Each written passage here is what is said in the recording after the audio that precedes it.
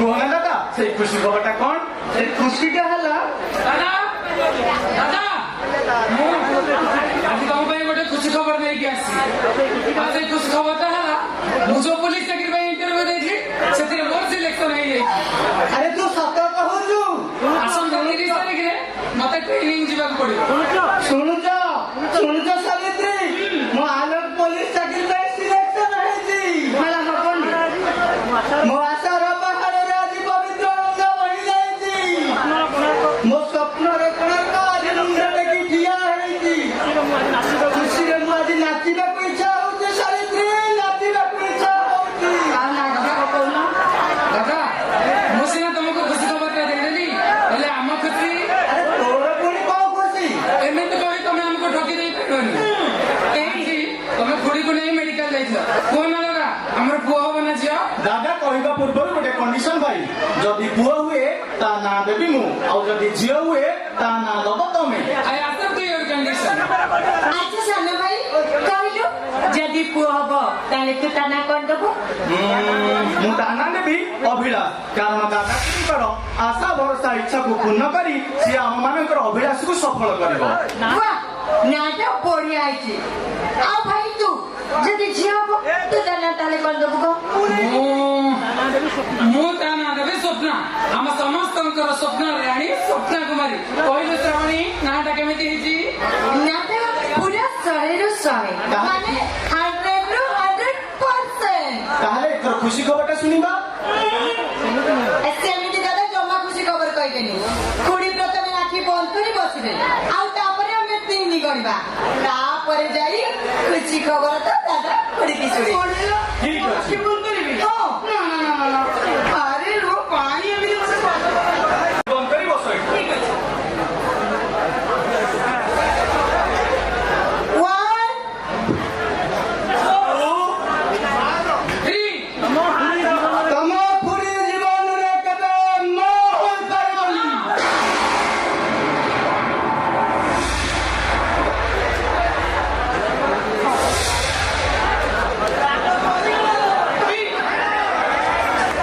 ମିଛ କହୁଛ? ଆରେ ମିଛ କହୁଛ ତମେ?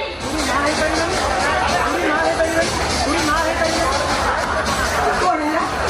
ଖୁଡି ନ ହେଇପାରିବେନି? ଦେଖୁନାହାନ୍ତି? ଦାଦା ଖୁଡିଙ୍କର କଣ ହେଇଛି? କୁହ କଣ ହେଇଛି ଖୁଡିଙ୍କର? ତମେ ଚୁପଚାପ ଠିଆ ହେଇଛ କାହିଁକି? ତମକୁ ମୋର ଆରେ ତମେ ସତ କଥା କଣ କହିକି? ଆରେ ମୋର କଣ ହେଇଛି? ମୁଁ ଯଦି ମା ହେଇନି ଆମ ପେଟରେ ବଢୁଥିବା ଛୁଆ ସେଟା ଛୁଆ ନୁହଁ, ଗୋଟେ ଟିମର। ତମେ ବନ୍ଧ୍ୟା ହୋଇସାରିଛ। ମୁଁ ମଧ୍ୟ ନୁହେଁ। ଆରେ ମୁଁ ମା ହେବି। ମିଛ କହୁଛ ତମେ, ମିଛ କହୁଛ। ସତ କୁହ ମୁଁ ମଧ୍ୟ ହେବି କେମିତି? ନା ସେ କଥା ମୁଁ ତମକୁ କହିପାରିବିନି। କାହିଁକି କହିପାରିବନି? କଣ ପାଇଁ କହିପାରିବନି? ତାମାନେ ଆମେ ଭାବିବୁ ତମେ ଆମ ପାଖରେ କିଛି ଲୁଚେଇବାକୁ ଚେଷ୍ଟା କରୁଛ। ତମ କଥା ତମର ଆମ ପାଖରେ କହିବାକୁ ସାହସ ହଉନାହିଁ। କୁହ ଦାଦା ଖୁଡି ବନ୍ଧ୍ୟା ହେଲେ କେମିତି? ଦାଦା ତମେ ଯଦି ଆମ 3 ଜଣକୁ ନିଜର ପୁଅ ଝିଅ ଭାବି ଆସୁଥିବ ତାହେଲେ ଆମକୁ ତମ 3 ଜଣଙ୍କର ରାଣ କୁହ ଖୁଡି ବନ୍ଧ୍ୟା ହେଲେ କେମିତି? ତମ ଖୁଡିକୁ ମୁଁ ଜାଣି ଶୁଣି ବନ୍ଧ୍ୟା କରିଦେଇଛି। ଯୋଉଦିନ ସେ ଆକ୍ସିଡେଣ୍ଟରେ ମେଡିକାଲ ବେଡ୍ ପଡିଥିଲା, ଡକ୍ଟରକୁ କହି ମୁଁ ତାର ଅପରେସନ କରିଦେଇଛି। ଯୋଉଥିପାଇଁ ଖୁଡି ତମ ଖୁଡି ଜୀବନରେ କେବେ ମା ହୋଇପାରିବ ନାହିଁ।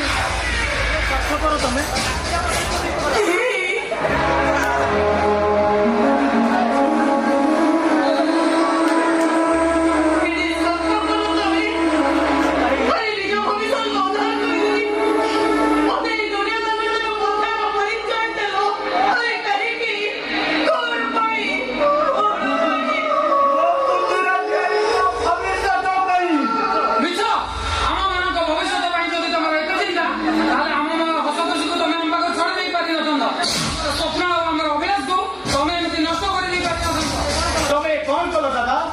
ଗୋଟିଏ ମାର ପଣତ କାନିକୁ ତମେ ଚିରିଦେଲ, ଅସୁମାରୀ କଳ୍ପନା ଭିତରେ ଗଢି ଉଠିଥିବା ସୁନେଲି ସ୍ୱପ୍ନକୁ ତମେ ଭାଙ୍ଗିଦେଲ, ମମତାର କୋଳକୁ ତମେ ଶୂନ୍ୟ କରିଦେଲ କେମିତି? ଦାଦା ଆଜି ତମର ଏଇ ଅମନିଷ୍ଠ କାର୍ଯ୍ୟ ସାରା ମହାଜାତିକି ଚେତେଇ ଦଉଛି ତମେ କେବେ କାହାର ସ୍ୱାମୀ ହେଇପାରିବନି ତମେ ହଉଛ ଗୋଟେ ଅଯୋଗ୍ୟ ତମେ ହଉଛ ଗୋଟେ ସ୍ୱାର୍ଥପର ମଣିଷ আপনি মনে দুঃখ নাই ତଥାପି ମୋର ଦୁଃଖ ନାହିଁ সমাজ বহু ମୁଁ ଗୋଟେ ଅଯୋଗ୍ୟ ସ୍ୱାମୀ ଏ ସମାଜ କହୁ ମୁଁ ଗୋଟେ ଅଯୋଗ୍ୟ ସ୍ୱାମୀ ତମ ଖୁଡ଼ି ପାଇଁ ହେଇଯାଇପାରେ ମୁଁ ଗୋଟେ ନାଟକର ତଥାପି ଗୋଟେ ଭାଇ ପାଇଁ ୟାକୁ ଗୋଇଠା ମାରି ଭାଇ ପାଇଁ ପବିତ୍ର ଶବ୍ଦରେ ମୁଁ ବ୍ୟବହାର କରିଛି ଗର୍ବରେ ମୋ ଛାତି ଆଜି ଫୁଲି ଉଠୁଛି ପୋଲିସର ତମ ଛାତିଟା ଫୁଲି ଉଠୁଛି ହେଲେ ଗୋଟିଏ ମାର ଛାତିର କୋହକୁ ତମେ କେବେ ଅନୁଭବ କରିଛ ଭାଷାକୁ ତମେ କେବେ ପଢିଛ ଆରେ ପିଲାଟିଏ ପାଇଁ ତା ମା ମନରେ କେତେ ଆଶା ଭରସା ଆରେ କେବେ ଅନୁଭବ କରିଛ ତମେ କାହିଁକି ଅନୁଭବ କରିବି ତମ କୋଳରେ ଛୁଆଟିଏ ହେଲେ ତମ ମା ବଣିଆ ଭାଗ ହେଇଯିବ ପୁତୁରା ଝିଆରୀ ମାନଙ୍କ ପ୍ରତି ତମ ଭଲ ପାଇବା କମିଯିବ ଦୋକାନୀ ସେମାନଙ୍କ ପାଇଁ ପର ହୋଇଯିବ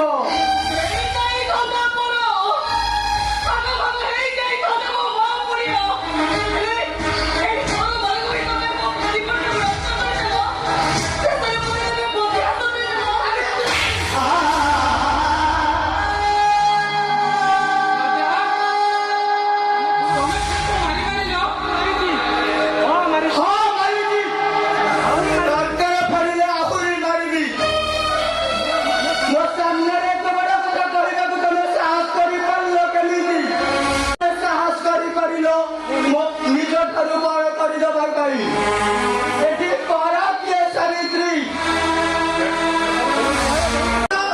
ମୋ ଛାତିର କଲିଜା ଛାତିର କଲିଜା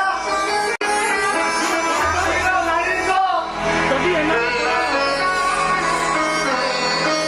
ଯଦି ଏମାନେ ପଡ଼େ ତାହେଲେ ପୁଅ ସାବିତ୍ରୀ ଏଠି ମୋର ନିଜର କିଏ ଆମେ ଯଦି ତମ ନିଜର ତମେ ଆମ ଆପଣାର ତାହେଲେ ଆମ ଖୁଡ଼ି କୋଳକୁ ଯୋଉ ଛୁଆଟା ଏ ଅଗଣାରେ ହସର ଆଲୋକ ଫୁଟେଇବେ ସେଇଗୁଡ଼ା ଆମର ପୁଅର ମୋ ଦାଦା ଗୋଟିଏ ମାର ଆଶା ଓ ଭରସାକୁ ଭାଙ୍ଗିଦେଲ କେମିତି ନିଜ ହାତରେ ଗଢୁଥିବା ସୁନ୍ଦର କୋଣାର୍କକୁ ତମେ ନଷ୍ଟ କରିଦେଲ କେମିତି ମୋ ଭାଇକୁ ଦେଇଥିବା କଥା ରଖିବା ପାଇଁ ମୁଁ ଯାହା କରିଛି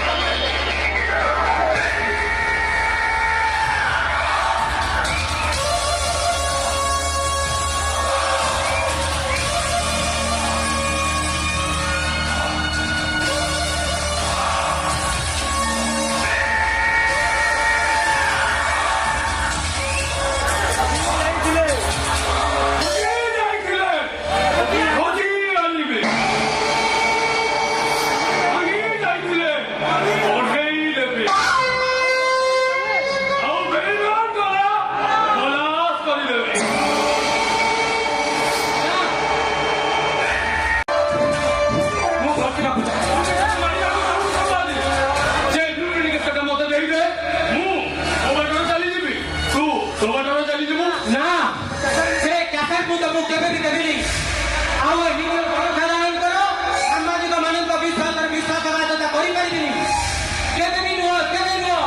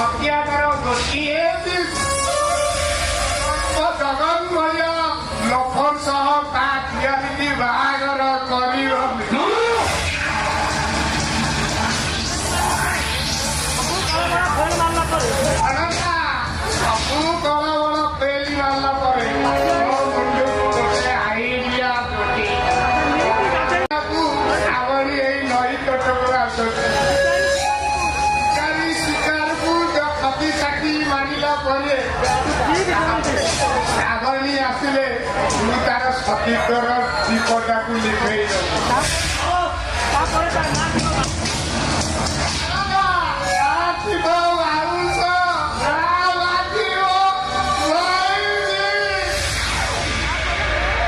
ତାପରେ ଶିକାରକୁ ଭାଇ ଅନେକ ଦିନରେ ଭୋଗିଲା ବାଘଟା ଟକ୍ଟାସ ଖାଇଛି ତା ଲଙ୍ଗଳ ଦେହଟାକୁ ନେଇ ଖେଳ ଖେଳିବ ଥରେ ସତୀର୍ଥ ହରାଇ ପିଠାଲି ଆଖିରୁ ଲୁହ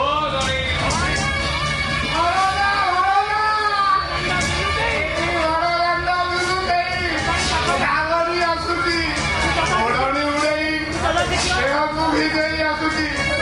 ମୁଁ ଖାଲି ଜଗି ରଖିଥା ମୋ ଅସ୍ତ୍ରକୁ ସଜା ରଖିଥା ବାବା। ମାତ୍ରେ ଝାପ ଦେବୁ।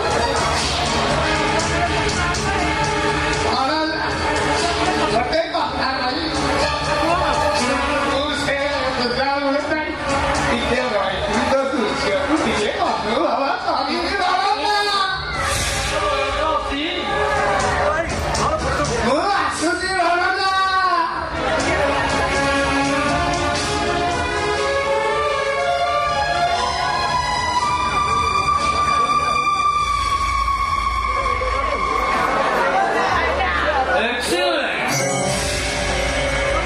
ତମେ ଜଗନ ବଳି ଆସି ତମେ ଏଠି ପ୍ରତ୍ୟେକ ଝିଅମାନେ ଠିକ ଏଇ ପ୍ରଶ୍ନ କରିଥାନ୍ତି ହେଲେ ନିରୋଳ ଝାଉଁବଣ ସୁନସାନ ଜାଗା ଏସବୁ ଦେଖି ତମେ କଣ କିଛି ବୁଝିପାରୁନ? ଭେରି ସିମ୍ପଲ ଭଲ ପାଏ ଆଉ ବିବାହ କରିବାକୁ ଚାହେଁ। ତ ଭଳି ଗୋଟାଏ ଲୋକ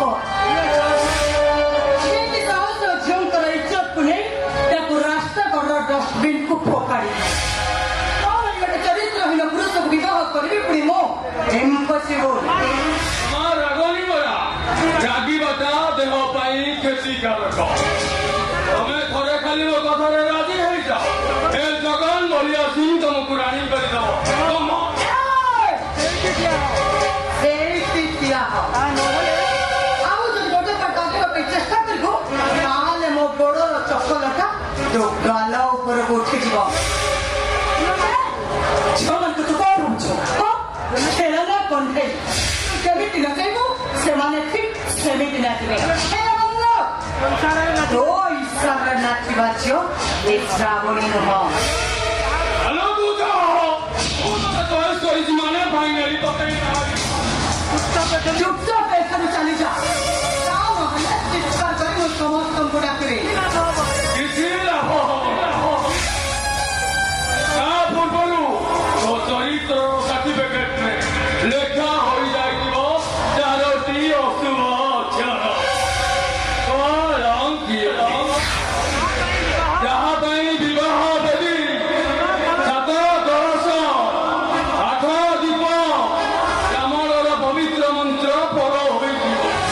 ଶଙ୍ଖା ସିନ୍ଦୁର ପିନ୍ଧିବା ତୋ ପାଇଁ 7 ସପନ ହେଇଯିବ।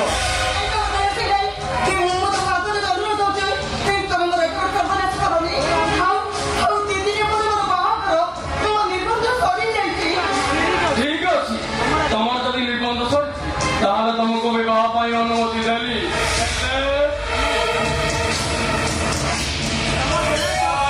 ସହିତ ଟିକେ ଖେଳ ତ ଖେଳିପାରି ମନେ ଅଛି ଶ୍ରାବଣୀ ସେଦିନ କଲେଜରେ ଟିକେ କମେଣ୍ଟ କରିଥିଲି ବୋଲି ତୁମ ଗାଲରେ ଚାପୁଡା ମାରିଥିଲି। ଆଉ ମୁଁ ସେଦିନ ଶପଥ କରିଥିଲି ଥରୁଟିଏ ତୋ ସହିତ ପ୍ରେମ କରି। ଆଉ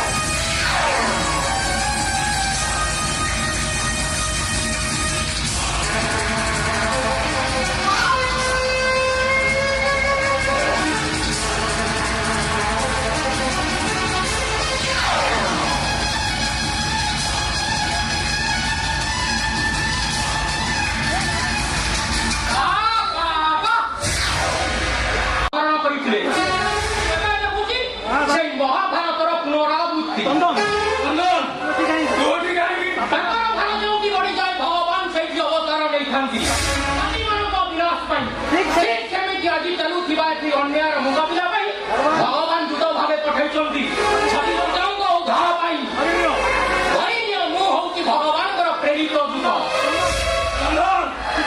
ଚିନ୍ତା କରନି ଭାଇ ତମର ଏହି କାର୍ଯ୍ୟକଳାପ ଦେଖି ସାରିଲା ପରେ ଲୋକମାନେ ଘୃଣାରେ ତମ ପ୍ରତି ଛେପ ପକାଇବେ ତୁ କାହା ଶ୍ରାବଣୀ ବାପା এই হিসাবে তোদের মোর গোটিয়ে অনুরোধ আজির ওই ঘটনাକୁ ଯେମିତି ଘରେ କାହାକୁ ନ କହ ଏଇଙ୍କ ପାଇଁ ମୁଁ ତତେ କ୍ଷମା ମାଗୁଛି ଯା ଘରକୁ ଯା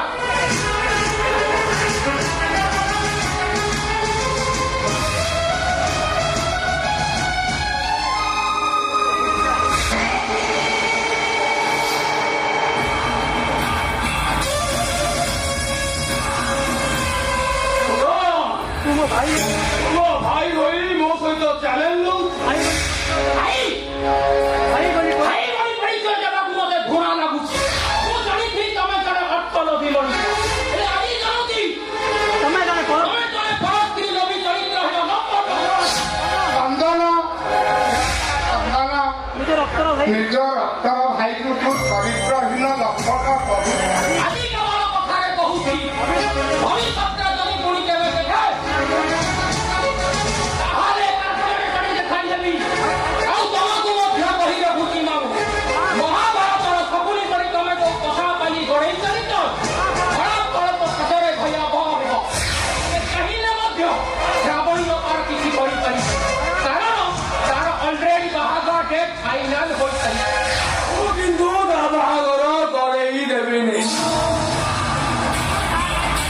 ଭରସା ନେଇ ବଜିବା ଗରୁ ମୁଁ ତା ଜୀବନ ଘଣ୍ଟାରେ ରକ୍ଷା କରିବି ତା ସୁଖର ସଂସାରକୁ ଜାଳି ପୋଡ଼ି ଅଙ୍ଗାର କରିଦେବି ଭାଇ ତମେ ତାକୁ ସାହସ କର କାରଣ ନାରୀକୁ ଅସମ୍ମାନ କରିବା ଅର୍ଥ ହେଉଛି ନିଜ ମାଆକୁ ଅସମ୍ମାନ କରିବା ସତୀ ସୀତାଙ୍କୁ ଅସମ୍ମାନ କରି ଲଙ୍କା ପର ଧ୍ୱଂସ ହୋଇଯାଇଥିଲା ଦ୍ରୌପଦୀକୁ ବିବର୍ତ୍ତନ କରି କୁରୁବଂଶ ଧ୍ୱଂସ ହୋଇଯାଇଥିଲା ସେମିତି ଶ୍ରାବଣୀ ଅପାକୁ ଅସମ୍ମାନ କରି ସର୍ବନାଶକୁ ଡାକି ଆଣ ନା ଅନୁରୋଧ କରୁଛି ଭାଇ ଚଣ୍ଡାଶୋକ ଚରିତ୍ରକୁ ସଂହାର କରି ଧର୍ମାଶୋକ ପାଲଟି ଯାଅ ଦସ୍ୟୁ ରତ୍ନାକରକୁ ବାଲ୍ମୀକି ହୋଇ ରାମାୟଣ ରଚନା କର ଦେଖିବ ଭାଇ କେତେ ସୁନ୍ଦର ଏହି ସୃଷ୍ଟି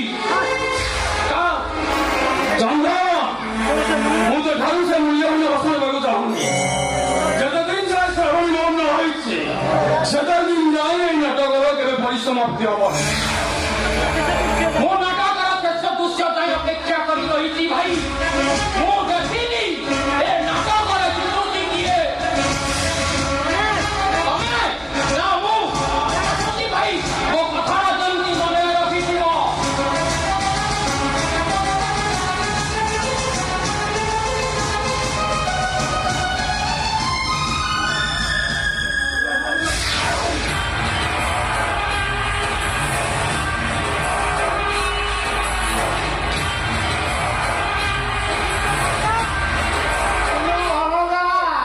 ଚନ୍ଦନ କେମିତି ଶୁଣେଇ ଦେଇଛ ବାପାରେ କେଡ଼େ କଷ୍ଟରେ ସୁଯୋଗଟା ସୁଯୋଗଟା ହାତ ଛଡ଼ା କରିଦେବ ଚନ୍ଦ୍ର କଥା ମୁଁ ବୁଝିବି ହେଲେ ମନେ ରଖିବୁ ଶ୍ରାବଣୀ ଯେମିତି ବାହା ହୋଇ ଶାଶୁ ଘରକୁ ନ ଯାଏ ତା ନହେଲେ ମୁଁ କାହାରିକୁ ଛାଡ଼ିବି ଏଥିପାଇଁ ତୁ ଚିନ୍ତା କର ନା ଭଣଜା ମୁଁ ଏବେ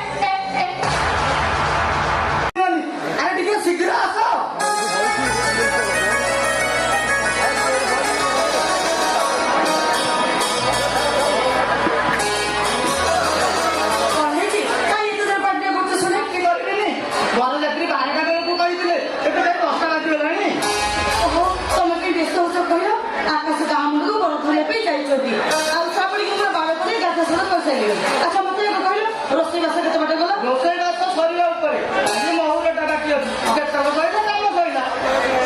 ଆଚ୍ଛା ରାତି ବର୍ତ୍ତମାନ ଗାଁ ମୁଣ୍ଡରେ ପହଞ୍ଚି ଗଲେଣି ଛକ ପାଖରେ ଜଗିଛି ମୁଁ ଚାଲି ଆସିଲି ଖବର ଦେବା ପାଇଁ।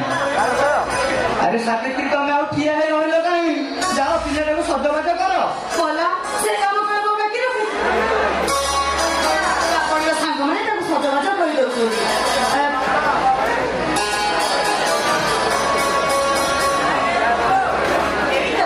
ସେ ଆମ କଥା ନ ଶୁଣୁ ଶ୍ରାବଣୀ ତମକୁ ଆଶୀର୍ବାଦ ଦେବା ପାଇଁ ଏଇ ଆଡକୁ ଆସିଛନ୍ତି।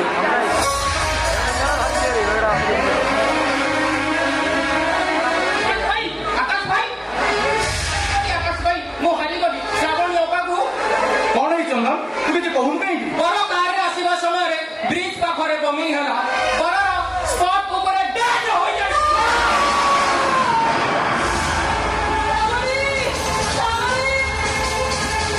ତାପରେ ମାରିପାରିଲା। ତମେ ମିଛ କହୁଛ। ତମେ ମିଛ କହୁଛ ତାପରେ ମାରିପାରେନା। ଭଗବାନଙ୍କର ଏତେ ନିଦ ଧରିପାରନ୍ତିନି। ନୂଆ ସିନ୍ଦୁର ଲାଗିଲା ଆଗରୁ ତାକୁ କେବେ ପୋଷି ଦେଇପାରନ୍ତିନି। ଏବେ କଣ ହବ ଦାଦା? ରାତି ପାଇଲେ ଶ୍ରାବଣୀଙ୍କର ମଙ୍ଗଳ ହେଇଯିବ। ନା ତୁ ସେମିତି କହନି ରେ। ଯେମିତି ହେଲେ ମୋ ଶ୍ରାବଣୀ ପାଇଁ ଘର ଯୋଗାଡ଼ କର।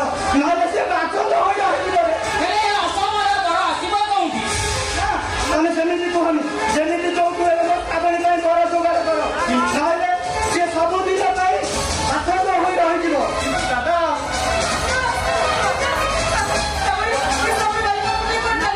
ନାଇଁ ନାଇଁ ମୋ ଶ୍ରାବଣୀକୁ କିଛି କରିଦେବିନି।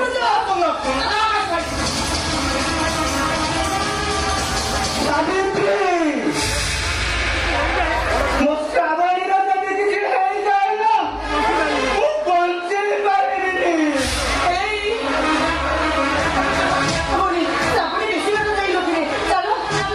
ଚାଲ।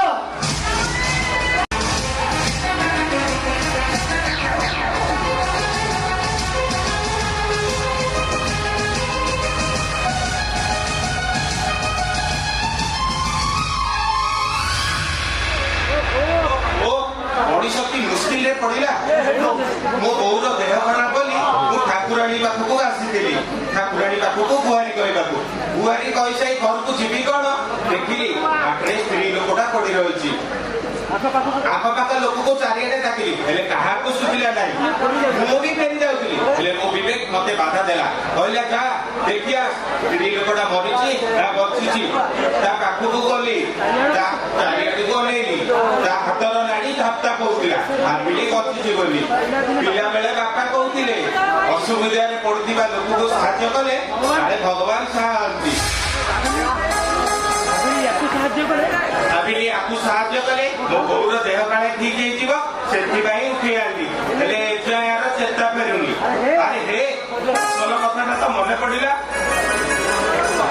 ଭାଉଜର ଚେତା ଆସୁନଥିଲା ବୋଲି ସକାଳ ଭାଇଟା ତା ନାକ ଚିପି କାନ ପଟେ ପବନ ଦଉଥିଲା। ଖାଲି ମୁଁ ସେମିତି ଗଲେ ଆର ଚେତା ଆସିଯିବ। ଝିଅ ପିଲାଟା ପାପ ହବନି ପାଟି ପାଖକୁ ନେବି କେମିତି? ପିଲାବେଳେ ବାପା କହୁଥିଲେ ଯେଉଁ ପାପ ଅନ୍ୟର ଉପକାରରେ ଆସେ ତାକୁ ପାପ କୁହାଯାଏନି। ସେ ଯାହା ହଉ ମତେ ଆକୁ ଆସି ବଞ୍ଚେଇବାକୁ ପଡିବ।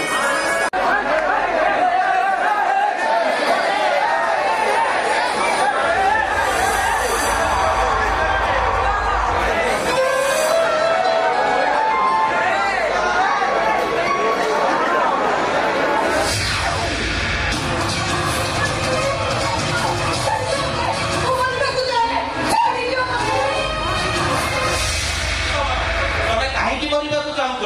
ତମେ କଣ ପୁରାଣ ପଢିଲ? 7 ଜନ୍ମର ପୁଣ୍ୟ ବଳରେ ମଣିଷ ଜନ୍ମ। ତମେ ଜାଣି ଶୁଣି ନିଜ ଜୀବନକୁ କାହିଁକି ନଷ୍ଟ କରିଦେଉଥିଲ? ତମେ କଣ ଜାଣିନ ଆତ୍ମହତ୍ୟା ମହାପାପ? ଜାଣିଛି ମହାପାପ କରିବା ପାଇଁ ଚାହୁଁଥିଲି ହେଲେ ତମେ ମତେ କାହିଁକି ବଞ୍ଚେଇଲ? କିଏ ତମେ? ମୋ ନାଁ ମହାପାତ୍ର। ହକିଆ ବୋଲି ଡାକନ୍ତି। ଏଇ ପାଖ ଗାଁଟା ଆମର। ତମେ ମରିବାକୁ କାହିଁକି ଚାହୁଁଥିଲ? ସେ କଥା ଜାଣି ତମର ଲାଭ କଣ? ତା ଛଡା ତମେ ଜାଣିଲେ ମୋର କଣ ଦୁଃଖ ସରିଯିବ? ନିଜର ଦୁଃଖ ଅନ୍ୟ ଅନ୍ୟକୁ କହିଦେଲେ ମନଟା ସାମାନ୍ୟ ହାଲକା ହୋଇଯାଏ। କୁହ ମୋ ଦ୍ୱାରା ଯଦି ସମ୍ଭବ ମୁଁ ନିଶ୍ଚୟ ପାରିବି।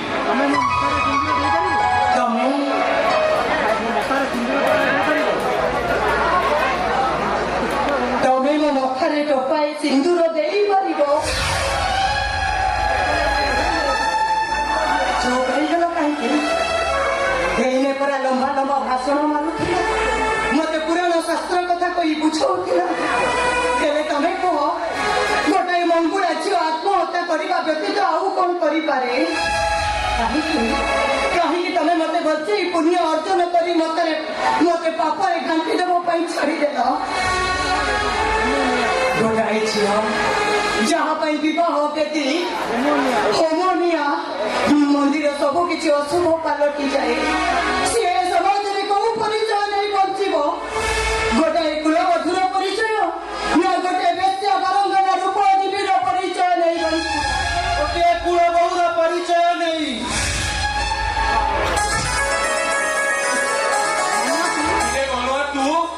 ହଁ ଭାଇ, ବାହାରେ ଥାଇ ମୁଁ ସବୁ ଶୁଣିଛି। ଯାହାକୁ ମରଣ ମୁହଁରେ ବଞ୍ଚାଇ ନୂଆ ଜୀବନ ଦେଇଛୁ, ତା ମଥାରେ ଟୋପାଏ ସିନ୍ଦୁର ଦେଇ ତାକୁ କଣ ସାହାରା ଦେଇପାରିବୁନି? ମୁଁ ପାରିବିନି। ଆରେ ନ ପାରିବୁ ଯଦି ତାକୁ ବଞ୍ଚାଉଥିଲୁ କାହିଁକି? ଆରେ ବିପଦରେ ପଡିଥିବା ଲୋକକୁ ସାହାଯ୍ୟ କରିବାଟା ଯଦି ମୋର ଭୁଲ, ସେଥିପାଇଁ ମୁଁ ତତେ ହାତ ଯୋଡି କ୍ଷମା ମାଗୁଛି ରେ। ଭାଇ, କ୍ଷମା ମାଗିଦେଲେ ସବୁ ସମସ୍ୟାର ସମାଧାନ ହେଇପାରିବନି ଭାଇ। ତତେ ତା ମଥାରେ ସିନ୍ଦୁର ଦେବାକୁ ପଡିବ। ନା, ମୋ ବୋଉର ବିନା ଅନୁମତିରେ ମୁଁ ଏତେ ବଡ କାମ କରିପାରିବିନି। ମମିକୁ ମୁଁ ବୁଝେଇଦେବି ଭାଇ, କିନ୍ତୁ ସେ ପୁଣି ଥରେ ଯଦି ଆତ୍ମହତ୍ୟା କରେ, ପୁଣ୍ୟ ଠାରୁ ପାପର ଭାର ଆହୁରି ବଢିଯିବ। ଆଉ ସେଥିପାଇଁ ଦାୟୀ ରହିବୁ ତୁ। କିନ୍ତୁ ମମିକୁ ମୁଁ ବୁଝେଇଦେବି ଭାଇ, ହେଲେ ତୁ ମମିର ଇଚ୍ଛା ବିରୁଦ୍ଧରେ କିଛି ଭୁଲ କାମ କରିନୁ। ତୁ ଗୋଟିଏ ଭବ୍ୟ ମନ୍ଦିର ଗଢିବାକୁ ଯାଉଛୁ। ଏଇ ନେ ଭାଇ,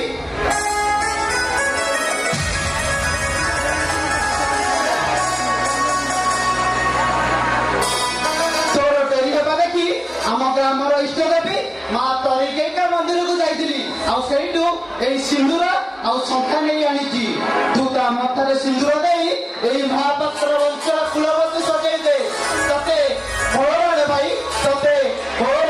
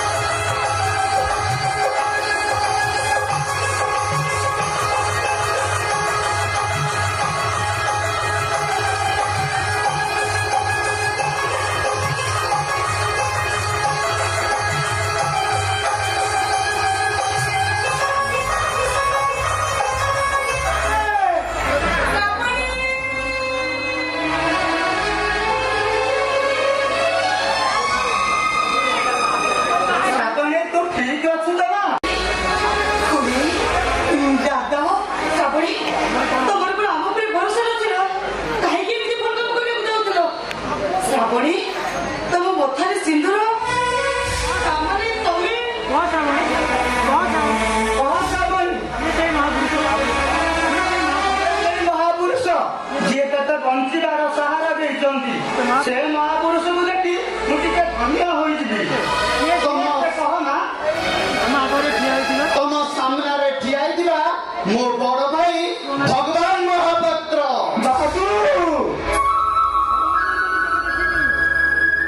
ଭଗବାନଙ୍କୁ ତ କେବେ ଦେଖିନି, ହେଲେ ଆଜି ତମକୁ ଦେଖି ସାରିଲା ପରେ ଲାଗୁଛି ଯେମିତି ଶଙ୍ଖ ଚକ୍ର ଗଦା ପଦ୍ମ ଧରି ସ୍ୱୟଂ ଭଗବାନ ମୋ ଆଖି ସାମ୍ନାରେ ଠିଆ ହୋଇଛନ୍ତି। ଆଉ ତମକୁ ଦେଖି ସାରିଲା ପରେ ମୋ ମଥାଟା ଆପେ ଆପେ ନଇଁ ଯାଉଛି। ଆରେ ଆପଣ ଏମିତି କଣ କରୁଛନ୍ତି? ଆପଣ ଏମିତି କରି ମତେ ଭଗବାନଙ୍କ ଦରବାର ଆଗରେ ଦୋଷୀ ସାବ୍ୟସ୍ତ କରିଦେଉଛନ୍ତି। ପିଲାବେଳେ ବାପା କହୁଥିଲେ ଆଚାର ବ୍ୟବହାର ମଣିଷକୁ ମଣିଷର ପରିଚୟ ଦିଏ। ଆଉ ଆପଣଙ୍କୁ ଦେଖି ସାରିଲା ପରେ ଲାଗୁଛି ଆପଣ ଜଣେ ପ୍ରକୃତ ମଣିଷ। ହେ ମହାମାନବ, ଏ ଅଜ୍ଞାନୀ ଯଦି କିଛି ଅଜ୍ଞାତରେ ଭୁଲ କରିଥାଏ ତାକୁ କ୍ଷମା କରିଦେବେ। ବାବୁ ନୁହେଁ, ଆପଣଙ୍କର ପୁଅ ଭଗିଆ।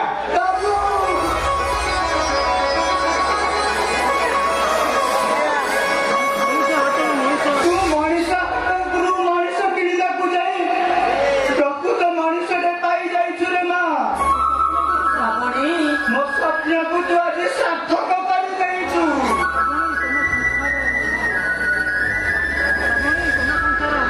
ତମେ ଯେ ଆସୁଥିଲେ ସଂସାରକୁ, ଯଦି ଏ ଦୁନିଆରେ କିଏ ବେଶୀ ଖୁସି ହୁଏ, ତାହେଲେ ସିଏ ହଉଛନ୍ତି ତମ ଦାଦା।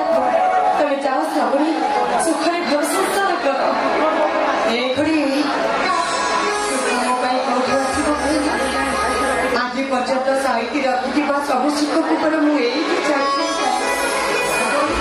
ଏ ଦୁଃଖର ଲୁହକୁ ସାଥି କରି ଚାଲିବା ଛଡା ମୋ ପାଖରେ ଆଉ କିଛି ନାହିଁ। ଏ ଜୀବନ ସୁଖ ସତ ପର ଦୁଃଖ ନିଜର। ବିଶ୍ୱାସ ବିବେ ପଲଟେ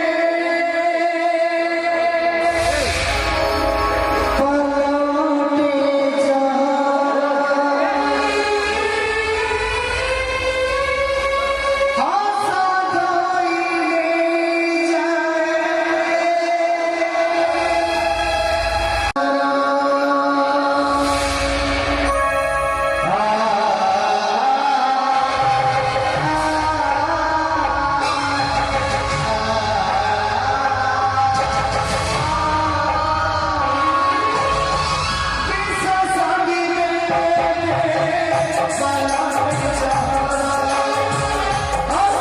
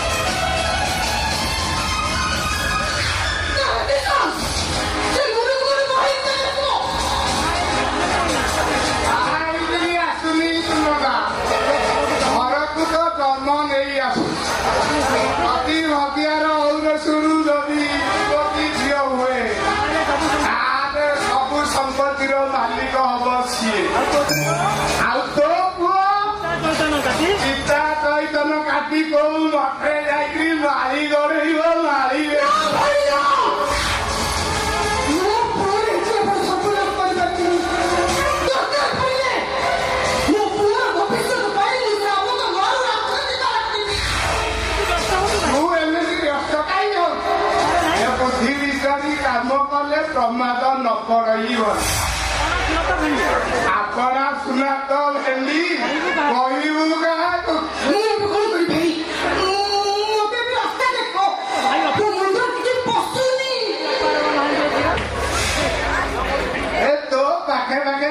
ତାରକ ମହାନ୍ତି ଅଛି ପରା ମୁଁ ଯାହା କହିବି ତୁ କରିବୁ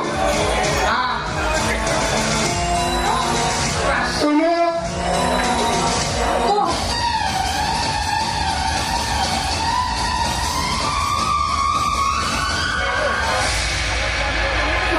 ଯାହା କହିବି ହଁ ଭାଇ ଠିକ ଅଛି ମୁଁ ଦେବି ବାହାଇ ଆସିଛି ଆଉ ଭାଉଜ ନା ଦେଖିବାକୁ ଠିକ ଲକ୍ଷ୍ମୀ ସାଜାଣି ଭାଉଜ ଗୋଟିଏ କାଉଡରେ ଗଢା ହେଲେ ଭାଇ ଜୀବନରେ ଏମିତି ଗୋଟିଏ ଝିଅ ଆସିବ ମୁଁ ଜମା ବିଲିଭ କରିନଥିଲି ମମି ମମି ମୁଁ ଭାଇଙ୍କ ବିଷୟରେ ଏତେ କଥା କହିଲା ପରେ ମଧ୍ୟ ତମେ ଚୁପ୍ ହେଇ ଠିଆ ହେଇଛ ଆଉ ସାଇ ଭାଉଜକୁ ଡାକି ବନ୍ଦାପନା କରି ତାକୁ ଘରକୁ ଆଣିଥାନ୍ତି ଆଉ ପାଟି ଖଣ୍ଡେ ତାକୁ ବୁଝିବାକୁ ଦେଇ କହିଥାନ୍ତି ମୋ ପୁଅ ଗୁରୁବାର ବେଶ୍ୟାକୁ ବାହାଇ ଘରକୁ ଆଣିଛି ଶୁଣ ମୁଁ ସେ ଛୋଟ ଝିଅଟାକୁ କେବେ ବହୁତ ଗ୍ରହଣ କରିପାରିବିନି ମମି ଧନ୍ୟବାଦ ତୋ ଯୁକ୍ତିକୁ ମୁଁ ତାରିଫ କରୁଛି ତୋ ଭିତରଟା ଏତେ ନିଚ ଯୋଉ ଭାଇ ତତେ ଦେବୀ ଭରି ପୂଜା କରେ ସେଇ ଭାଇକୁ ସବୁଦିନ ଭୋଗରେ ତତେ ନଦେଲା ସବୁ ପରେ ବି ସେ ମୋ ସୌନ୍ଦର୍ଯ୍ୟ ପୁଅ ତା ସୁଖ ମୁଁ କେବେ ଖାଇପାରିବିନି ତ କଣ ଦରକାର କହ ଆରେ କହୁନୁ କଣ ଦରକାର ତ କଣ ପାରି ଦରକାର ପଡିଲେ ଦୁନିଆ ଦେଖୁଛି ଅସମ୍ଭବ କାମକୁ ତ ମା ସୁରକ୍ଷା ସମ୍ଭବ କରିପାରେ କହ ଠିକ ଅଛି ତମେ ମୋ ମଙ୍ଗଳ ପାଇଁ ସବୁ କର ମୁଁ ଜାଣିଛି ହେଲେ ଗୋଟିଏ ଜିନିଷ କରିପାରିବ ତମେ ମୋ ମଙ୍ଗଳ ପାଇଁ କହୁନୁ କଣ କରିବି ତୁ ମତେ ମାରିପାରିବୁ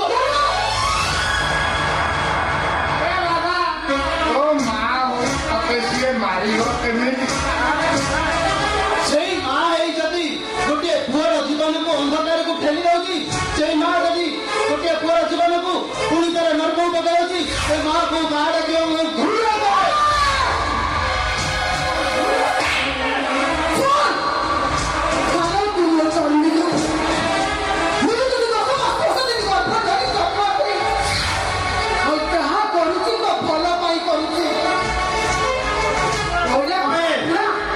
ମାଡ଼ ମାରି ତୁମ ମୁହଁକୁ ବନ୍ଦ କରିପାରିବୁନି ମମି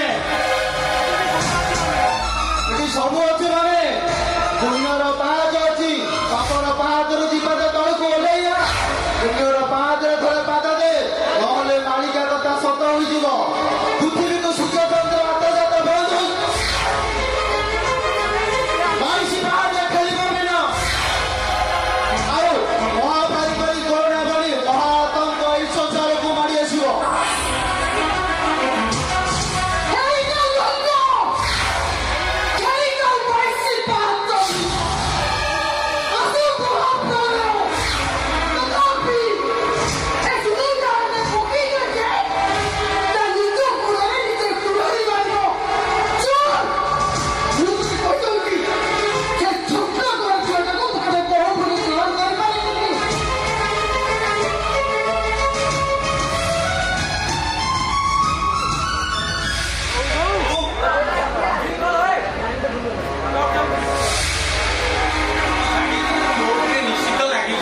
ସେଥିପାଇଁ ତୁ ମତେ ଯୋଉ ଶାସ୍ତି ଦବୁ ମୁଁ ମଥାପତି ମାନିନେବି ଶାସ୍ତି ଦେବାକୁ ମୁଁ କିଏ ବଡ ଭାଇ ଗଲୁ ମୁଣ୍ଡକୁ ହାତ ପାଇଗଲା ତା ନହେଲେ ମତେ ନ ଜଣେ ଗୋଟେ ଛୋଟ ଘର ଝିଅକୁ ଘରକୁ ବୋଉ କରି ନେଇ ଆଇଲୋ ବୋଉ ତୁ ସେମିତି କହନା ପିଲାଟି ଦିନୁ ମାକୁ ହରେଇ ତୋରି କୋଳରେ ପଡି ଆସିଛି ତୁ ମତେ ହାତ ଧରି ବାଟ ଚଲେଇବା ଶିଖେଇଛୁ ତୋରି କଥାରୁ ବାହାରି ଯାଇ ମୁଁ ସେମିତି କିଛି କରିନି ଲୋ ବୋଉ ଆଜି ଯେତେବେଳେ ଗୋଟେ ଝିଅର ଜୀବନ ନଷ୍ଟ ହେବାକୁ ଯାଉଥିଲା ସହିପାରିଲିନି ସମସ୍ତଙ୍କ ଅନୁରୋଧ କ୍ରମେ ହାରିଗଲି ହଁ ତୁ ମହାତ୍ମା ଗାନ୍ଧୀ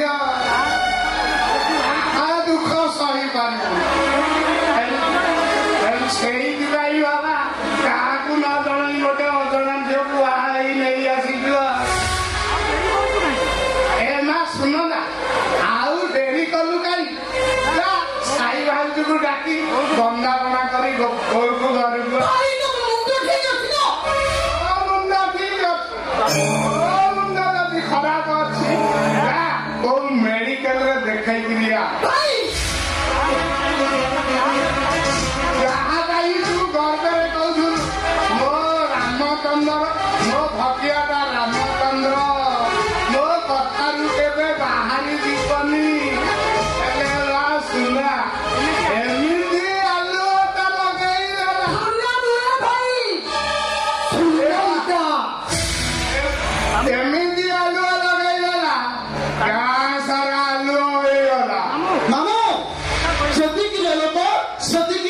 ପୁଅ ଆଉ କଥା କହିବା ପାଇଁ ତମେ ଚେଷ୍ଟା କରନି ତମେ ଆଉ ନିଆଁରେ ଘିଅ ଢାଳିବା ପାଇଁ ତମେ ଆଉ ଚେଷ୍ଟା କରନି ତାହେଲେ ମୁଁ ଭୁଲିଯିବି ତମେ ମୋ ମାମୁଁ ବୋଲି ମାମୁକୁ ତୁ ସେମିତି କହନା ରେ ମାମୁଁ ହେଲେ ଆମ ଗୁରୁଜନ ତାଙ୍କ ମନରେ କଷ୍ଟ ଦେଲେ ଆମର ଅମଙ୍ଗଳ ହବନି ମାମୁଁ ଆଉ ବୋଉକୁ ମୁଁ ବୁଝେଇଦେବି ତୁ ଯା ଆଉ ଯୋଉ ବାହାରେ ଅପେକ୍ଷା କରିଛି କିନ୍ତୁ ତାପରେ କହିଲି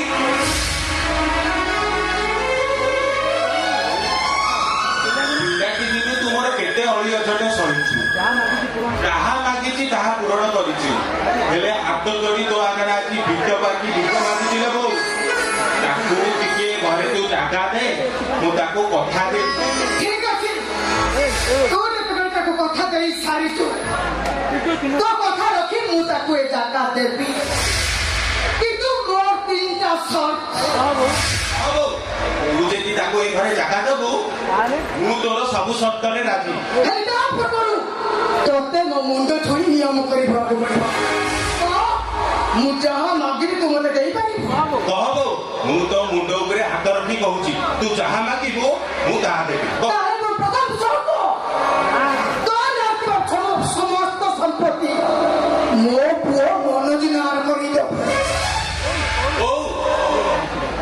ଏଇଟା ତ ଗୋଟେ ସାଧାରଣ କଥାଟା ମନୁଆ ମୋ ସାନ ଭାଇଟା ତୁ ନ କହିଥିଲେ ବି ମୁଁ ତା ନାଁରେ ସବୁ ସମ୍ପତ୍ତି କରେଇ ଦେଇଥାନ୍ତି ତାଳି ମାରିକି ତାଳି ମାରିକି ତ ବହୁତ ଭୁଲ ବୁଝିଲି ତୋ ବୋଉକୁ ତୁ ଭୁଲ ବୁଝିବୁନୁ ରେ ବାପା ତୁ ଯାହାକୁ ବାହା ହେଇ ଆଣିଛୁ ସିଏ ସାପ କି ବେଦ ଆମେ ଜାଣିନୁ ଯଦି କିଛି ଅସୁବିଧା ହୁଏ ତାହେଲେ ସବୁ ସମ୍ପତ୍ତିର ମାଲିକ ହବ ସିଏ ସେଇଥିପାଇଁ ଆମେ ପରୀକ୍ଷା କରିବା ପାଇଁ ଏଇ ପ୍ଲାନ୍ଟା କରିଛୁ ରେ ବାପା ଏ ମା ଶୁଣ ନା ଆଉ କଣ ପଚାରିବା କଥା କହ ମୋ ଦ୍ୱିତୀୟ ସର୍ତ୍ତ ଆଜିଠାରୁ ତୋ ସ୍ତ୍ରୀର ପରିଚୟ ହବ ଏ ଘରର ଚାକରାଣୀ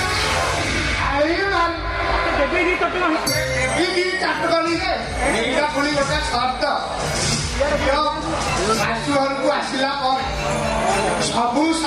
ସବୁ କାମ ଧାମ ତ ଝିଅ ବୋଉ କରିବ ନା ଏଇଟା ପୁଣି ଗୋଟେ ସର୍ତ୍ତ ତାକୁ କହୁଛୁ ଆଉ ଆମ ଭଜିଆ ୟାକୁ ମାନିବ ହଁ ବୋଉ ଶାଶୁ ଘରେ ବୋହୁର ଚାକରାଣୀ ବ୍ୟତୀତ ଅନ୍ୟ କଣ ପରିଚୟ ହେଇଥିଲେ ବୋଉ ଆଉ ମୁଁ ନ ଚାହତ ଯାଏ ତମ ଦି ଜଣଙ୍କର ସ୍ୱାମୀ ସ୍ତ୍ରୀ ସମ୍ପର୍କ ରହିବ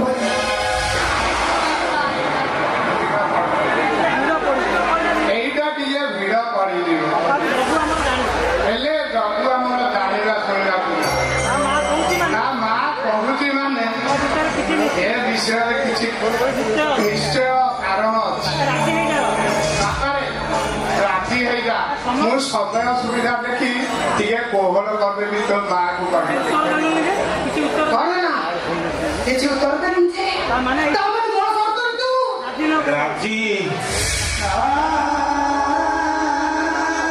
ରାଜିଲୋ ବୋଉ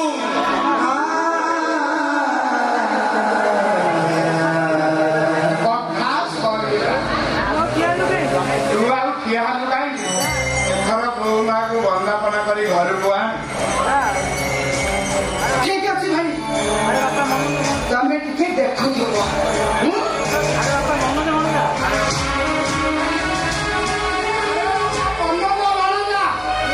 ବୋହୁ ମା ତ ଠିଆ ହେଇ ଗୋଡ କାଟିବନି ତୁ ତାକୁ ଶୀଘ୍ର ଘରକୁ ଆଣେ ଆରେ ସମସ୍ତେ ଅନେକ କଣ ଗୋଟେ ହୁଳହୁଳି ଦଉନ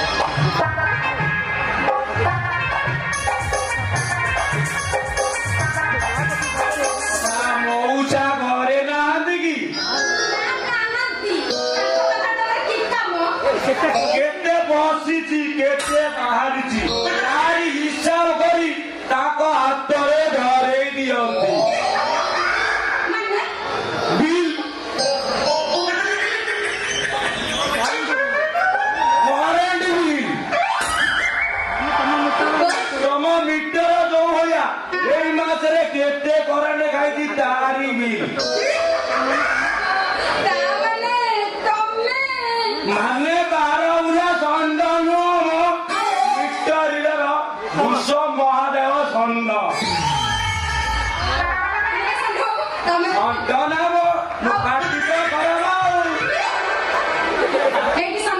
ଆଉ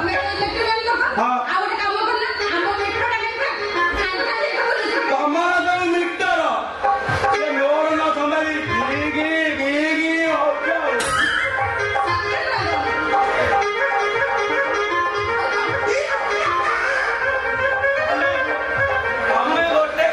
ତମେ ଗୋଟେ କାମ କର ତମ ସର୍ଭିସ ପାଇଁ ଚେଞ୍ଜ କରିଦିଅ ଆରେ କାର୍ବନ ହେଇଯାଇଥିବ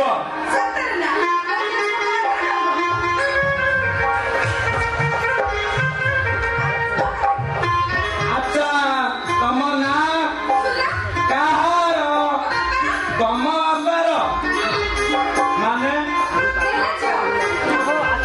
ଓହୋ ଆଚ୍ଛା ତମେ ବାହା ହେଇଛ ଆରେ ଆରେ ଆରେ କାନ୍ଦିଲ କାହିଁକି ଥରେ ପୁଅ କାନ୍ଦିଲ କାହିଁକି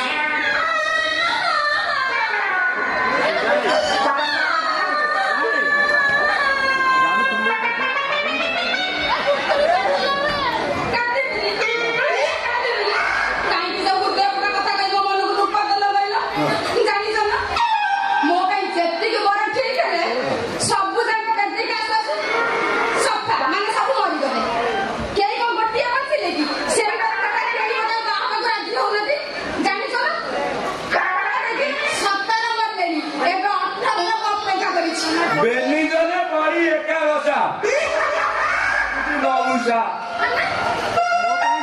ମୋ ପାଇଁ ଯେତେ କନେ ଠିକ ହେଉଛନ୍ତି ସେ ବାଜ ପାଣି ଗାଧୋଇବାକୁ ମରିଗଲେ ମୋ ସବାରି ସେମିତି ଶିଶୁ କାଳ ବି ଫେରି ଆସିଲି ମୋର ବି 18 କନ୍ୟା ମାରି ଶବ୍ଦରେ ପହଞ୍ଚିଲା ଜ୍ୟୋତିଷ ମୋ ଜାତକ ଦେଖି କହିଛନ୍ତି ମୋ ଝିଅର 17 ବର ମାରି 18ରେ ପହଞ୍ଚିଯିବ ଏଇ ତତେ ବିବାହ କରିବ ତମେ ଯଦି ଚାହିଁବ ମୁଁ 18 ନଳାରୁ ପାରି ହେଇଯାଏ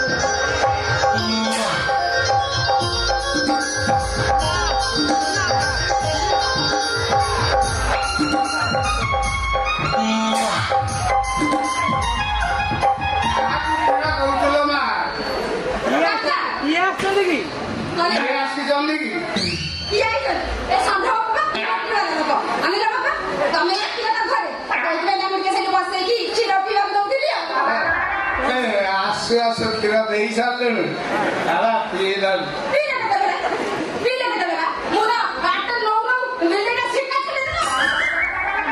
ମା ଦୁର୍ଭାଗ୍ୟ ବେଳେ ବିଲେଇ ଝାମ୍ପ ବାବା ତମକୁ ଆଗରୁ କେବେ ଦେଖିନି ନାଇଁ କଥା କଣ କି ହାତୀ ବାବୁ ମୋ ବଡ ଭାଇ ସେ ପାରାଲିସିସରେ ମେଡିକାଲରେ ପଢୁଛନ୍ତି ମୁଁ କନିଷ୍ଠ ଭ୍ରାତା ହିସାବରେ ମତେ ସବୁ କରିବାକୁ ପଡୁଛି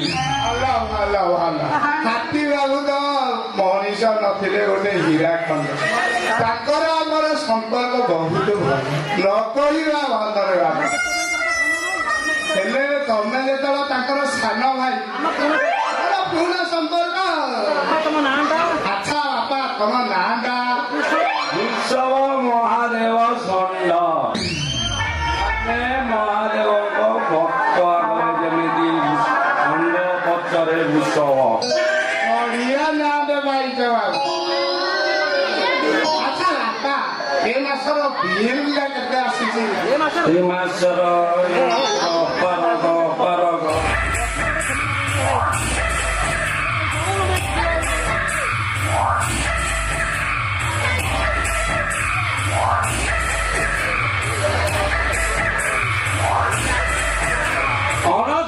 ଟଙ୍କା 69 ପଇସା ଏଇ ନିଅନ୍ତୁ ମଉସା।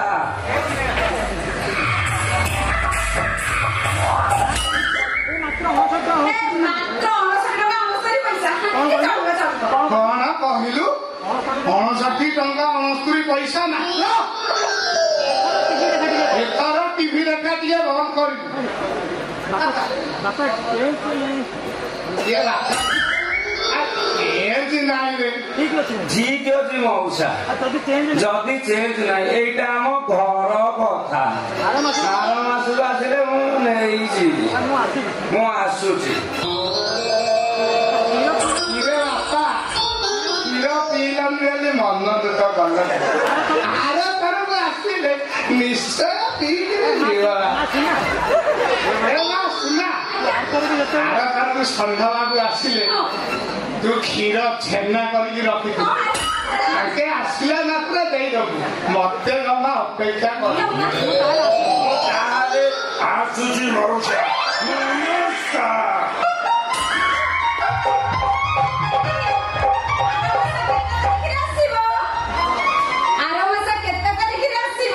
ଠିକ ଏଇ ଦିନ 10 ତାରିଖ 10 ତାରିଖ 10 ସେକେଣ୍ଡ 10 ମିନିଟ ଆସୁଛି। ବାଏ।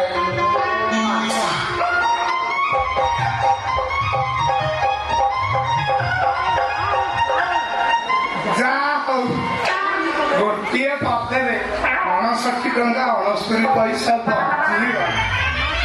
ଏ ମା ଶୁଣା, ଘରକୁ ଡାକିକିରି କ୍ଷୀର ଦବୁ। ଏଇଠି ଅନେଇଲୁ ତୋର ସିଧା ଛିଡେଇ ଦେବି। ଆଉ ହାଣ୍ଡି ଥିବ ଯେ କାହାକୁ କ୍ଷୀର ଦବୁ, ବୁଝିଲୁ? ହଉ ମୁଁ ଯାଉଛି। ବାପା ଆଜି ଆସିବ ତୋ ଅପା ଆଜି ଆସିବାର ଷ୍ଟେସନ ଆସିବ। ମୁଁ ତାକୁ ଯାଇ ନେଇ ଆସିବି। ଘର କବାଟ ଭଲ ଭାବେ ବନ୍ଦ କରିକିରି ରହିବି। ଏଇରେ ସୁନା କାହାକୁ ଡାକିକିରି କ୍ଷୀର ଦନା ଦବୁ।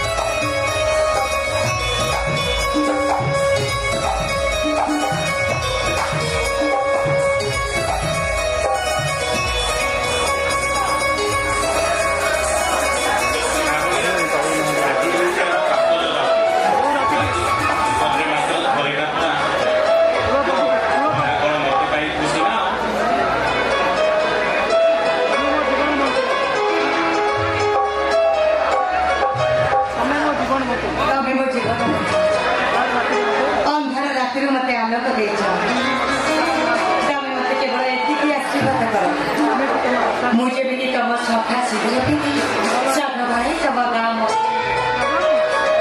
ପାଗଳି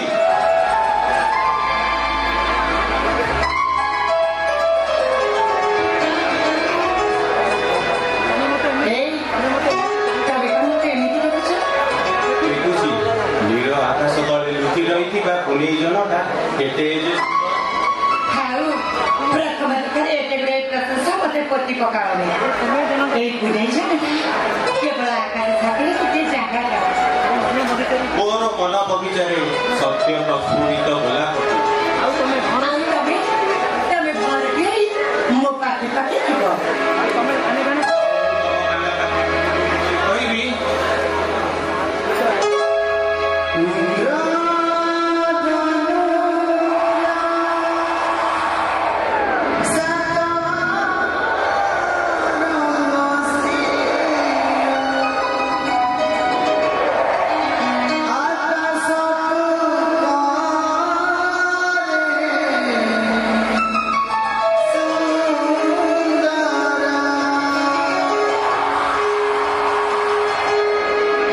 Thank you.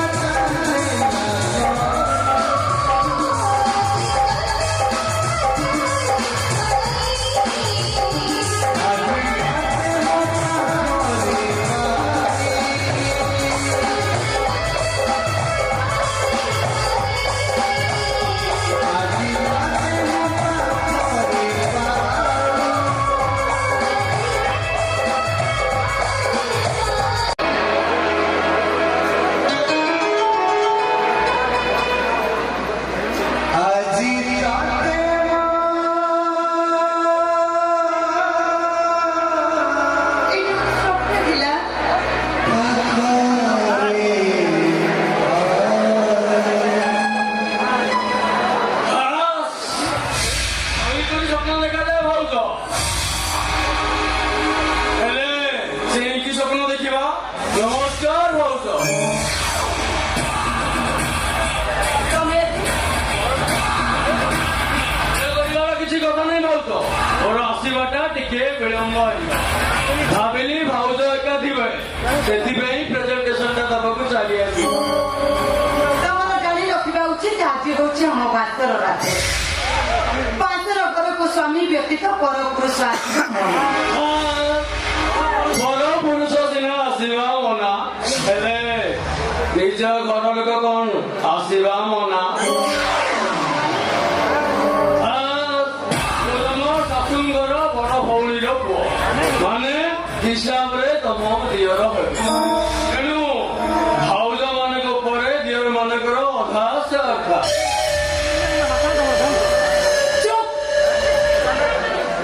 ଏ ଭାଷଣ ଗୁଡାକ ବନ୍ଦ କର। ମୂଲ୍ୟହୀନ ଭାଷଣ ଗୁଡାକ ବନ୍ଦ କର। ମୁଁ ରହିବାକୁ ଆସିନି ଭାଉଜ। ମୁଁ କଣ ଏତେ ବୋକା? ଆଜି ପରା ତୁମ ବାସର ରାତି। ପତରେ ମଲ୍ଲି ଫୁଲ ଖୁସି ତମେ ଭାଇଙ୍କୁ ଅପେକ୍ଷା କରିଛ। ଭାଇ ଆସିବେ, ତୁମେ ଭାଇଙ୍କୁ ମୁଣ୍ଡିଆ ମାରିବ। ଭାଇ ତୁମକୁ ଆଶୀର୍ବାଦ ଦେବେ। ପାଖରେ ବସେଇ କେତେ ମିଠା ମିଠା କଥା କହିବେ। ତାପରେ ତୁମକୁ ତାଙ୍କ ସାଥିରେ ଭିଡ଼ି ଧରିବେ। ତାପରେ ତମ ଓଠକୁ ଓଠ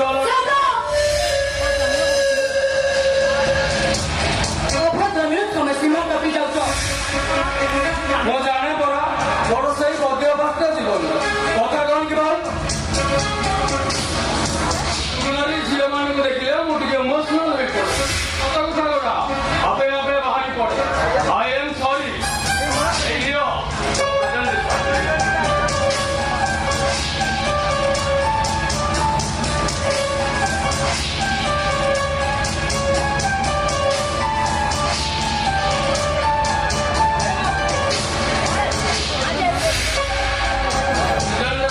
ଖୋଲି ଦେଖିଲେ ମୋ ମନରେ କଷ୍ଟ ହବନି?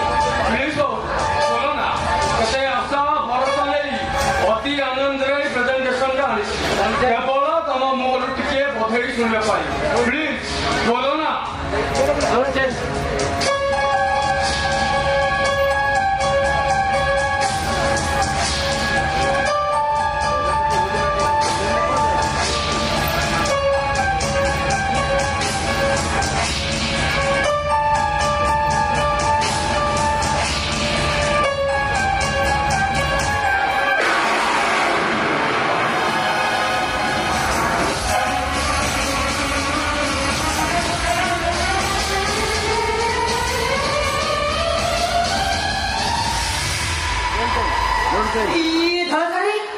এইটা হচ্ছে তম পাই মোর উপহার।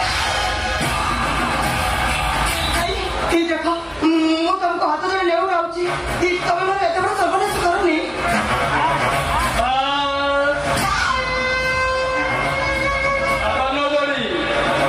ବରଂ ସେଇ ହାତରେ ମତେ ଭିଡ଼ି ଧରି ତମ ଓଠର ପ୍ରଥମ ଚୁମାଟା ମୋ ଗାଲ ଏଠି କେହି ନାହାନ୍ତି, ତମେ ଆଉ ମୁଁ।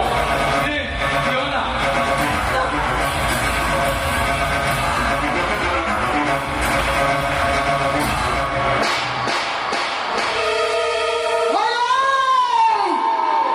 তোর এতে সাহস?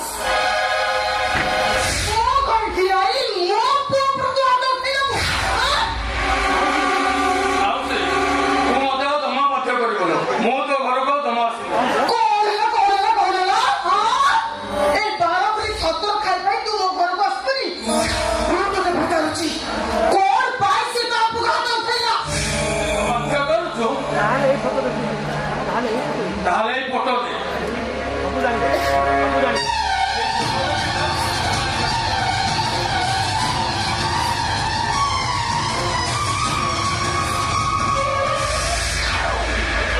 এইটা তো তো ফটো ইয়ে লক্ষ্মীর। ବିବାହ ପୂର୍ବରୁ ଏଇ ମତେ ଭଲ ପାଉଥିଲା, ମୁଁ ତାକୁ ଭଲ ପାଉଥିଲି। ଶେଷରେ ମତେ ଭୁଲି ଯାଇ ଆଉ ଗୋଟେ ଟୋକାକୁ ଭଲ ପାଇଲା। ବାହାଘର ଦିନ ବଡ ଆକ୍ସିଡେଣ୍ଟରେ ମଲା। ଠାରୁ ଭାଉଜ ମତେ କି ମିଛ କହୁଛ ତମେ ଇଏ ଯାହା କହୁଛନ୍ତି ସବୁ ମିଛ କହୁଛନ୍ତି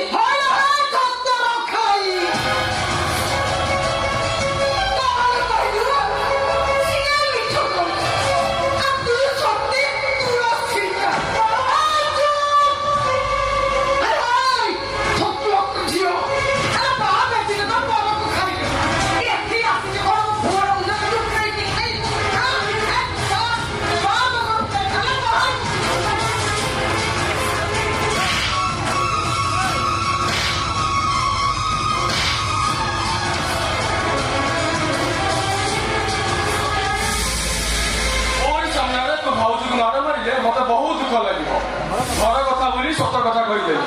ମତେ ଭୁଲ ବୁଝିବନି ଭାଉଜ। ମୁଁ ଆସୁଛି ମାଉସୀ।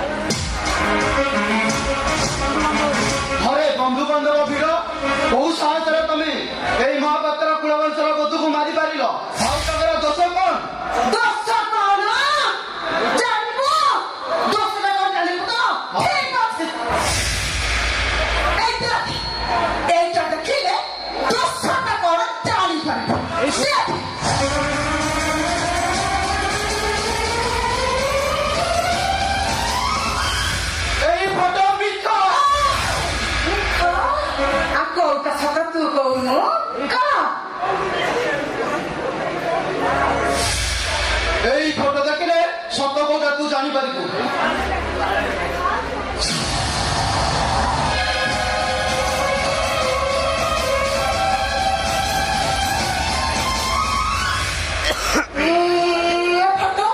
ହଁ ମାମି ମୋର ଆଉ ଭାଉଜଙ୍କର ଫଟୋ। କହ ମାମି ବିବାହ ପୂର୍ବରୁ କଣ ଭାଉଜଙ୍କୁ ମୁଁ ଭଲ ପାଉଥିଲି? ମନୋଜ ତମେ ହଁ ଏମିତି ଏକ ପରିସ୍ଥିତି ହେବା ଜାଣି ମୁଁ ଆଗରୁ ପ୍ରସ୍ତୁତ ହୋଇଥିଲି। ଆଜିକାଲି କମ୍ପ୍ୟୁଟର ଯୁଗ ସବୁ ସମ୍ଭବ ମମି। ହେଲେ ସତ୍ୟର ସୂର୍ଯ୍ୟର ଭାଉଜଙ୍କ ଭଳି ତୁ ଅନ୍ଧକାରକୁ ଠେଲିଦେ ନା ମମି। ଠିକ ଅଛି ତୋ କଥା ରଖି ମୁଁ ତାକୁ କ୍ଷମା କରିଦେବି ଆଉ ବିଲମ ପାଇଁ ତା ଆଖିରୁ ଲୁହ କରିବାକୁ ଦେବିନି। ହେଲେ ତା ବିନିମୟରେ ମୁଁ ତାକୁ ଯାହା ମାଗିବି ସେ ମତେ ଦେଇପାରିବି। ମମି ପ୍ରଶ୍ନ ତତେ ମୁଁ କହ ମୁଁ ଯାହା ମାଗିବି ତୁ ମତେ ଦେଇପାରିବୁ?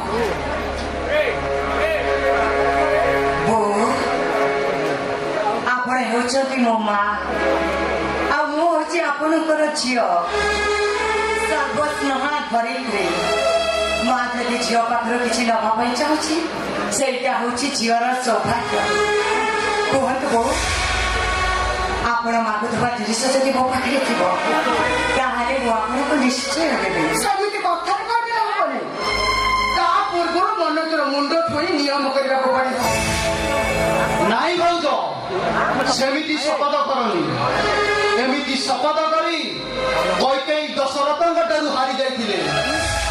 ଠିକ ଏପରି ଶପଥ କରି କର୍ଣ୍ଣ କବଚ କୁଣ୍ଡଳ ଦାନ କରି ନିଜ ମୃତ୍ୟୁକୁ ନିଜେ ଅମର୍ତ୍ତନ କରିଥିଲେ। ଠିକ ଏହିପରି ତୁମେ ଶପଥ କରି ତୁମେ ବିପଦକୁ ଡାକି ଆଣନି ଭାଉଜ। ଜନନୀ ଜନ୍ମ ଭୂମିଶ୍ଚ ସ୍ୱପ୍ନାଦ ମା ମାନେ କେବେ ହେଲେ ପିଲାମାନଙ୍କର ଅମଙ୍ଗଳ ଚିନ୍ତା କରନ୍ତିନି। ତମେ ଦେଖିବ ବୋଉ ଯାହା କିଛି କହିବେ ଏ ପରିବାର ଆଉ ମୋ ମଙ୍ଗଳ ପାଇଁ କହିବେ।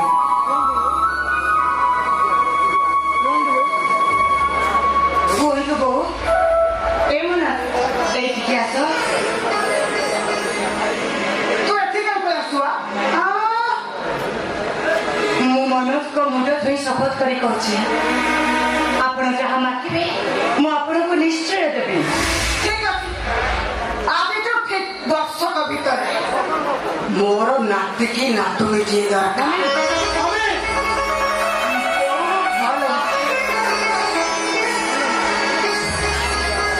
ଧନ ସମ୍ପତ୍ତିରେ ମୋର କୋଉଥିରେ ଅଭାବ ନାହିଁ ରେ ମା। ଆଉ ଯୋଉଟା ଅଭାବ ସେଇଟା ତୁ ପୂରଣ କରିବୁ। ମୁଁ ଏବେ ଆସୁଛି ରେ ମା। ରାତି ଅନେକ ହେଲାଣି।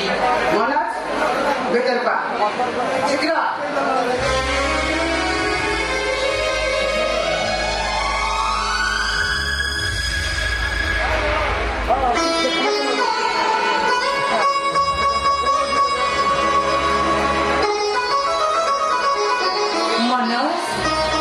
ମୁଁ ତମକୁ କହୁଥିଲି ନା ବୋଉ ଯାହା କହିବେ ଆମ ମଙ୍ଗଳ ପାଇଁ କହିବେ। ତମେ ଏଥିରେ କଣ ତମେ ଖୁସି ନୁହଁ? ସେଦିନ ଭ୍ରାତା ଲକ୍ଷ୍ମଣ ଜାଣିଥିଲେ ରାମଚନ୍ଦ୍ର ରାଜା ହେବା ଶୁଣି ବହୁତ ଖୁସି ହୋଇଥିଲେ। ହେଲେ ସେହି ରାତି ତାଙ୍କ ପାଇଁ କାଳରାତି ସାଜିଥିଲା। ସକାଳ ପାଇବା ପୂର୍ବରୁ ରାମଚନ୍ଦ୍ର 14 ବର୍ଷ ବନବାସ ଯାଇଥିଲେ। ଠିକ ସେହି ରାତି ତମ ପାଇଁ ଲୁହର ଶ୍ରାବଣ ନ ହୋଇ ବସନ୍ତର ମଳୟ ହଉ, ଏହା ହିଁ ଭଗବାନଙ୍କ ପାଖରେ ମୋର ପ୍ରାର୍ଥନା। ମୁଁ ଆସୁଛି ଭାଉଜ।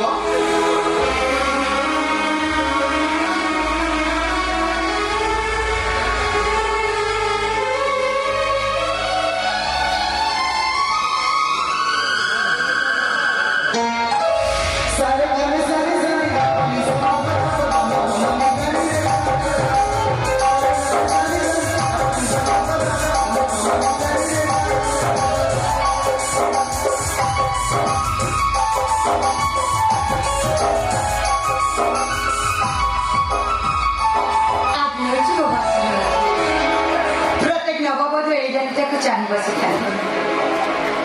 ଶ୍ରାବଣ ବର୍ଷା ହୋଇ ମୋ ଦେହ ସାରା ଆଉ ବସନ୍ତ ଫଗୁଣ ହୋଇ ମୋ ଉପରେ ଫୁଲ ବରସିଯିବ। ଆଉ ମଳୟଟା ନୂଆ କରେ ମୋ କାନେ କାନେ ନୂଆ ଖବର କରିଯିବ। ବର୍ତ୍ତମାନ ଡାକ୍ତରଖାନା ଯିବାକୁ ପଡିବ। ଏତେ ରାତିରେ ତମେ ଡାକ୍ତରଖାନା କାହିଁକି ଯିବ? ମୋ ସାଙ୍ଗ ରାକେଶର ନା ଦେହ ଭୀଷଣ ଖରାପ, ଦରକାର। କିନ୍ତୁ ତମେ ଜାଣିନ ଶ୍ରାବଣୀ, ରାକେଶ ଆଉ ପିଲାଦିନୁ କେହି କାହାକୁ ଦଣ୍ଡେ ଛାଡିକି ରହିପାରୁନି। ଆଜି ସିଏ ଯେତେବେଳେ ଡାକ୍ତରଖାନାରେ ପଡି ଛଟପଟ ହଉଛି, ମୁଁ ଏଠି ବାସର ରାତି କାଟିବି କେମିତି? ତା ଛଡା ତା ରକ୍ତ ସହିତ ମୋ ରକ୍ତ ମିଶୁଛି। ମୁଁ ଯଦି ତାକୁ ରକ୍ତ ନ ଦିଏ ସେ ବଞ୍ଚିବନି। ଠିକ ଅଛି, ତମେ ଏଠି ଥାଅ, ମୁଁ ମନୋଜକୁ ପଠେଇ ଦଉଛି। ନାଇଁ, ତମେ ଏ କଥା ସେମାନଙ୍କୁ କୁହନି, କାରଣ ବୋଉ ଜାଣିଲେ ମତେ ରକ୍ତ ଦେବାକୁ ପଠେଇବନି। ମୁଁ ଆସୁଛି, ଏଇ ସାଙ୍ଗେ ସାଙ୍ଗେ ପଳେଇ ଆସିବି। ତମେ କବାଟ ବନ୍ଦ କରିଦିଅ।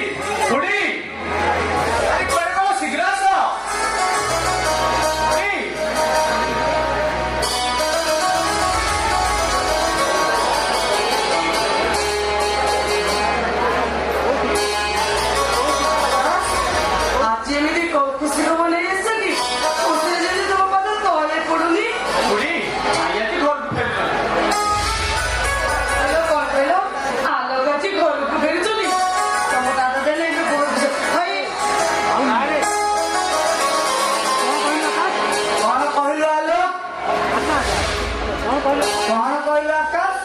ମୋ ଆଲୋକ ଆଜି ଘରକୁ ଫେରୁଛନ୍ତି।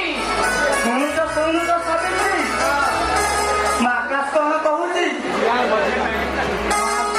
ତମେ ଆସୁନ ଏଇ ଆଗକୁ।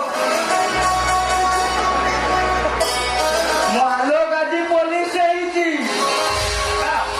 ଆଇ ଖାଲି ସେମିତି ଆସୁନାହାନ୍ତି ଆଇ ଗୋଟିଏ ବଡ ପୋଲିସ ଅଫିସର ହେଇ ଆସୁଛନ୍ତି ଶୁଣୁଛ ସାବିତ୍ରୀ ମୋ ଆଲୋକ କଣ କହୁ ଆକାଶ କଣ କହୁଛି ମୋ ଆଲୋକ ଆଜି ପୋଲିସ ହେଇଛି ମୋର ଆଜି ଏତେ ଦିନର ସ୍ୱପ୍ନ ସାର୍ଥକ ହେଇଛି ମୋ ମେହନତର ଫଳ ମୁଁ ଆଜି ପାଇସାରିଛି ସବୁ ଦୁଃଖ ଶୁଣିଛନ୍ତି। ଏଥର ଆଲୋକ କେମିତି ହାତକୁ ଦିଆଦବ ସେ କଥା ଚିନ୍ତା କର।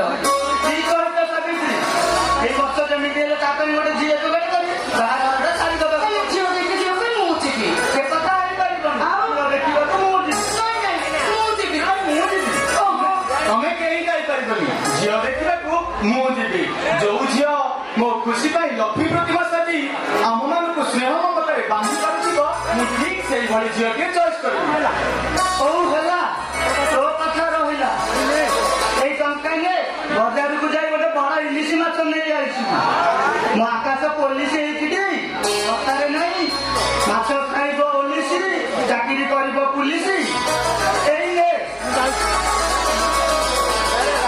ଯାଉଛି ସାଙ୍ଗେ ସାଙ୍ଗେ ନେଇ ଆସୁଛି ବଡ ମାଛ ଧରିକି ଆସିବ ହେଲା। ସେଇ ତ ଭାଇ ଆସିଲେଣି ଆରେ ଆଲୋ